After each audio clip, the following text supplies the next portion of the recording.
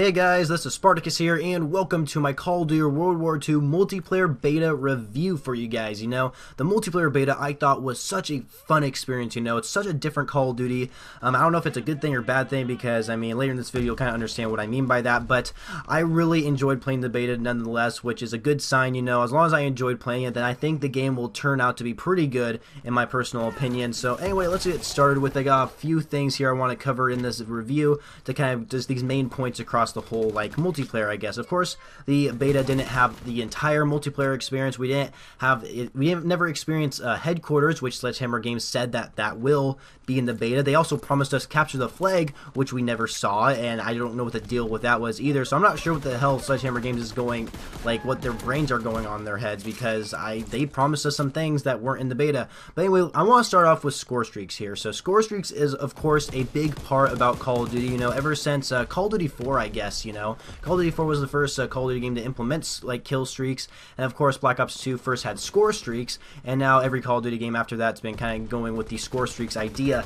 So yes, score streaks I think are awesome in the game. I don't really like how the UAV is 500 score, because normally a UAV is like 300 to 400 score, and I feel like they should drop it down to 400 score, just because I think going on a bloodthirsty just to get a UAV is such a pain in the ass in my personal opinion. But that's just me talking, right? That's just my own opinion. But the other weapons are not weapons but score streaks, like the Molotov cocktail that costs 300 score, which I think is pretty good amount. Honestly, 300 score to get yourself a Molotov cocktail isn't too bad. So that thing's all right, I guess. You know, it's pretty good for actually like kind of clearing a hallway and making sure enemies don't actually go through it, because they know there's fire in the way and they can't walk in it or else they'll die, right?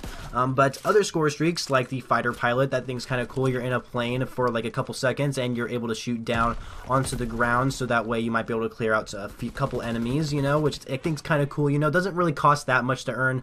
But the flamethrower, oh my gosh, I absolutely love using the flamethrower in the game. Like, you have to be pretty close to enemies to actually kill them. If you compare the flamethrower in Call of Duty World War II to the, like, let's say the purifier specialist weapon in the Black Ops 3 game. I couldn't even think of the name of the game for a second, but yeah, the Purifier definitely has much more range to that flamethrower than compared to the Call of Duty World War II one, which I guess is okay, I suppose. But honestly, the flamethrower in Call of Duty World War II is pretty darn awesome. Even if you die with it holding in your hand, you can still apply it again, because like the flamethrower has like fuel in it, you know, which is, I mean, kind of makes sense, right? So once you run out of fuel with the flamethrower, then it will go away. It doesn't matter how many times you die with it, as long as you run out of the fuel, then it goes away. But one of my favorites, actually there's two score streaks that are my favorite. The artillery strike is just very, very good for not only killing enemies, but I find it very good on putting it on the B flag in domination, so that way enemies will not go towards the B flag or else they'll die, so I love the artillery strike. Very, very good for objective game modes. Same with the mortar strike. It's kind of like the lightning strike we see in like Black Ops 2, and that is such a fun score streak as well. It's because you can place 3 different bombs in 3 different locations, which I find awesome. But of course the paratroopers were the highest score streak in the game, which I guess they buffed it during the weekend 2 of the beta, and I called in 3 of them in one game and got myself a 33 kill streak, which was absolutely awesome. Too bad my capture card was not plugged in, which is really sad. But the paratroopers are pretty good. It's like they call in like 6 AI controlled bots are on the ground just going around shooting people, which I guess is kind of cool. I guess you can use, I don't know if they can capture flags or like objectives and stuff like that. I'm not too sure. I guess I'll have to test that out when the full game comes out. I don't know. I've never seen them like capture flags and stuff like that, so, but I don't know. Anyway, the highest score streak is going to be the ball gunner turret in the game, but that was not available in the beta, so I can't really have my opinions on that. So anyway, let's go talk about the weapons here. So the SMGs, I think we can all agree, are dominant over the rest of the guns in the game. I mean, the snipers are honestly pretty good. I didn't really use snipers too much. I only used it in the war game mode once you're on the bridge section. But the SMGs are totally dominant, especially the PPSH. Now, I understand the PPSH is kind of an iconic gun in the Call of Duty series. It's very popular. Everybody knows about it, so it makes sense why people would use it a lot. But seriously, too many people were using the PPSH. It totally dominates the other SMGs in the game, which is really upsetting. I do like the Thompson, though. I think the Thompson is actually a pretty good submachine gun. It's actually not called the Thompson. It's like the M19 something. I can't even remember the exact name for it, but the Thompson's pretty good, only it doesn't have as that great of a range compared to the PPSH. But the Grease gun, in my opinion, is actually a pretty good SMG as well. You don't see a lot of people running around with that. And then There was also another one. It was kind of like the trencher gun, but it was called something else in the game. I think it starts with a W. Gosh, I gotta remember. Like, this is gonna be the hard part, trying to remember the guns' names. But that one I didn't really like too much. So the Thompson was probably my favorite SMG in the game so far. And of course, remember once you level up your division's max level, you also get a certain weapon with that division. So like an expeditionary division, right? If you max out all the levels on that, you get yourself an exclusive shotgun, which is kind of cool. So anyway, let's move on here. I honestly think that these assault rifles are pretty good. The M1 Grand, I think, is absolutely awesome. It's a 2-shot kill, kind of like the Shiva in Black Ops 3. But the STG, I thought the STG would be a lot more powerful than it actually is, but it's really not as powerful as it is right now. So I think if they keep the STG where it is, I think it'll be a pretty balanced weapon, because I got my ass kicked by so many SMGs compared to the STGs. So I think the STG is good where it's at. But the M1 Grand is my personal favorite assault rifle. And I'm also a sucker for light machine guns, and the light machine guns seem to be a little bit underpowered in the game, especially the Bren. The Bren is like a super slow-moving weapon. It has a slow fire rate, aim down sight slow, even with quick draw. But once you put rapid fire on the Bren, it becomes a lot better weapon. But yeah, I don't know. The light machine guns are, like, of course, slow-moving weapons, and they kind of have to get hard to use to. But once you know how to use them, you can eventually kick ass with them. But yeah, other than that, the shotguns are great, especially with incendiary ammo. It's really, really fun to run around with incendiary ammo once you're using that certain division. But yeah, the weapons seem to be pretty decent. Some of them need to be buffed, some of them need to be nerfed, and I think everything will be fine there. But talking about game modes here, of course, we were only able to play Team Deathmatch, Kill Confirm, Domination, Hardpoint, and of course the new game mode War, which I talked about in my last video. And the War, I think, is a really good game mode. I think it's a great addition to the Call of Duty series. You're not allowed to use any score streaks in that game mode. Like, sometimes a care package will fall down from the sky on the defending side, and you'll always get a flamethrower. At least in the beta, you could get a flamethrower. But I guess if you have a certain basic training, you could actually re-roll the care package and get something else, which I could have done that one time in the game, and I kind of wish I did that, but I didn't. So I'm not sure if you can get I can't even talk right now, but if you can get a different score streak in the actual game. So I'm not really sure about that in the game mode. But the game modes played pretty nice. Domination was pretty good. Team Deathmatch was pretty good.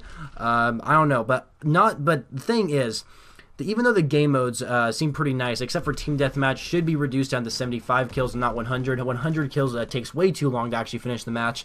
But the maps are terrible, you guys. You know, the way the maps are laid out, the map design is not that great at all. It doesn't really play very well, especially on Team Deathmatch. Like, Team Deathmatch is such a super slow game mode on these maps, especially like Gibraltar, or maybe even, gosh, I don't even know. Pretty much just Gibraltar, in my opinion. Like, Gibraltar on Team Deathmatch is just terrible, in my personal opinion. I just don't like it at all. Like, Gibraltar, I don't like. That Aachen, or Aachen, whatever the frig you pronounce these maps, they're really hard to pronounce. That map wasn't very good, in my personal opinion. But the two maps I did like were, of course, the Ardennes Forest. I don't even know how you pronounce it. Like, this is gonna be hard to pronounce these names, I'm not gonna lie. The Ardennes Forest, and then, of course, Pointe du Hoc were my personal two favorite maps. A lot of people didn't really like Pointe du Hoc because of how super tiny ant farm style map that was, and you're like in trenches and stuff like that. But personally, I like that. I love how that map was made out of trenches, and I could run without a shotgun, and I could just totally kick ass. Like, you can pretty much use any gun in that map except for maybe a sniper. But honestly, I thought Pointe du Hoc and the Forest map were my two personal favorites. But, you know, moving on from the maps here, I think we all know that the maps designs weren't that great. Let's talk about the main menu. So I thought the main menu was made poorly, in my personal opinion. I thought it could have been made way better. And if you want to party up with like a group of friends, like 3 of your friends, 2 of your friends, whatever, right? The only way to actually look them up is if you go to like your social tab, and you have to go over to party. Like, you have to go past friends, you have to go past the recent, then you go over to the party tab, and then there you go, you can actually see who's in your lobby. And that was the one way to check it. Just a pain in the ass to actually see if people were actually in your game or not, which I did not really like that at all. I thought the main menu could have done a lot of work on, but then again, of course, maybe this is just something that they fixed up just like at the last second, because of course we're going to have headquarters in the full game, and I guess maybe headquarters is technically like our multiplayer main menu, you know. So who knows, we'll have to wait till the full game and see how the main menu actually works out with headquarters and kind of stuff like that. Because, of course, in the beta, we weren't allowed to be in headquarters. And another thing I like to mention, and now I know this is kind of a beta, but I still kind of want to, like, judge them on this, because this is something that I didn't really necessarily like because I hate it when it happened in previous Call of Duty games. So like most of the time when I was playing by myself and I wasn't partying up with any of my friends, after a match was done, like after they would show like a bronze star kill cam and stuff like that, it would have the Call of Duty private beta logo like on the screen, right? But then it will pop up again saying I got disconnected from the server, and that would happen so many times, and I'm not really sure like what the deal with that is. I don't really know why I kept getting disconnected from servers every time the game got over, like especially when I went on a 33 kill streak, right? I went 36 and won that game, but I got 33 kills without dying. I called it 3 paratroopers and stuff like that. But after the match ended, I got disconnected from the server, and so I wasn't in the same lobby with the people I was just playing against with, right? So I'm not really sure the deal with that was. I think that's something they need to like look at, because usually when you get disconnected from a server, normally you wouldn't be able to save any like challenges completed or XP during that previous match you just played, right?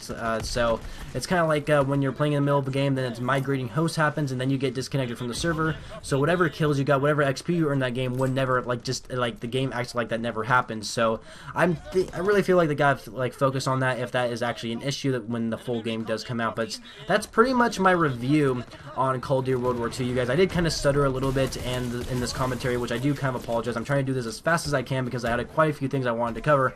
So yeah, like some of the things I thought were bad were that how some of the SMGs totally are dominant over the other weapons in the game. I thought the map designs are terrible, but we don't know about the other maps that are going to be in the full game, so hopefully those ones are going to be way better than the ones we played in the beta. And of course, the main menu that we had for the beta was pretty poorly made in my personal opinion. I didn't like it at all, but then again, of course, headquarters is a big part of Call of Duty World War II, but we weren't able to experience that, so maybe the headquarters might make up for that. I don't really know. But anyway, yeah, and of course, also disconnecting from the server like every time a game got over, which was really annoying. So anyway, that's really my opinions on Call of Duty World War II. This is kind of my review. I've pretty much gone over all the main points of the game, what makes a Call of Duty game, kind of stuff like that. So anyway, hope you guys enjoyed this video. If you did, please be sure to leave a rating. What do you guys feel this video deserves? And of course, leave a comment down below. What is your thoughts on Call of Duty World War II? Did you guys play the beta? And if you did, of course, leave your thoughts down below in the comment section. What you guys actually think of the game. Do you like it? Do you hate it? What are some things you think needs to be fixed? Do you agree with me on like some of this stuff? Just don't forget to leave your thoughts down below in the comments, and of course subscribe to my channel if you haven't already for more Call of Duty videos later in the future, and I shall catch you guys later.